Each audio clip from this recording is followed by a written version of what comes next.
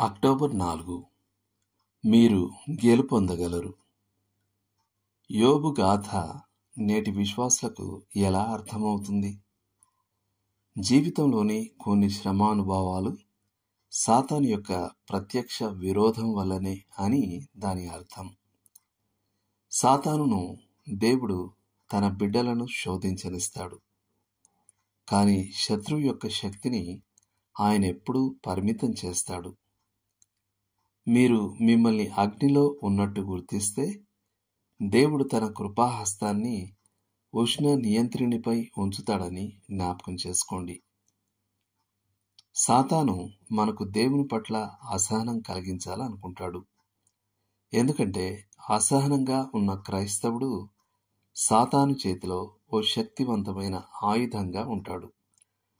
మోషే యొక్క అసహనం అతడు కానానుకు వెళ్లే అవకాశం కోల్పోయేలా చేసింది. అబ్రహాము యొక్క అసహనం యూదులకు శత్రువుగా పరిణమించిన ఇష్మాయేలు జననానికి దారితీసింది. మరియు పేతురు యొక్క అసహనం అతన్ని దాదాపు హంతకునిగా మార్చేసింది. సాతాను మనపై దాడి చేసినప్పుడు మనం అసహనానికి లోనై దేవుని కంటే ముందుకు పరిగెత్తి దాని ఫలితంగా దేవుడిచ్చే ఆశీర్వాదాన్ని కోల్పోవడం సులభం. మిమ్మల్ని మీరు కొలిమిలో కనుగొంటే కృపాసనం వద్దకు పరిగెత్తండి మరియు మీరు సహించగలగడానికి కావలసిన కృప అంతా ప్రభువు నుండి అందుకోండి. ఈ శ్రమానుభవం అంతటిలో ప్రభువుకు ఓ కృపా సహిత ఉద్దేశం ఉందని మరియు ఆయన యొక్క ఉద్దేశాలను ఆయన సమయంలో ఆయన మహిమార్థం ఆయన నెరవేరుస్తాడని మీకు మీరు గుర్తు చేసుకోండి. మీరు విధి కోరల్లో చిక్కిన ఓ మరమనిషి కాదు. మీరు ఓ అద్భుత ప్రణాళికలో భాగమయ్యే ధన్యత గల ప్రియమైన ఓ దేవుని బిడ్డ. ఇది నమ్మండి. ప్రభువు ప్రతి దుష్కార్యం నుండి నన్ను తప్పించి తన పరలోక రాజ్యమునకు చేరున్నట్లు నన్ను రక్షించును. యుగ యుగములు ఆయనకు మహిమ కలుగునుగాక.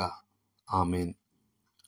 తిమోతికి రాసిన 2వ పత్రిక 4వ అధ్యాయం 18వ వచనం. ఇవి కూడా చదవండి. యోబు గ్రంథం 1వ అధ్యాయం 12వ వచనం, 2వ అధ్యాయం 6వ వచనం, 23వ అధ్యాయం 10వ వచనం. కొరింథీలకు రాసిన 2వ పత్రిక 12వ అధ్యాయం 7 నుండి 9 వరకు. హెబ్రీలకు రాసిన పత్రిక 4వ అధ్యాయం 14 నుండి 16 వరకు.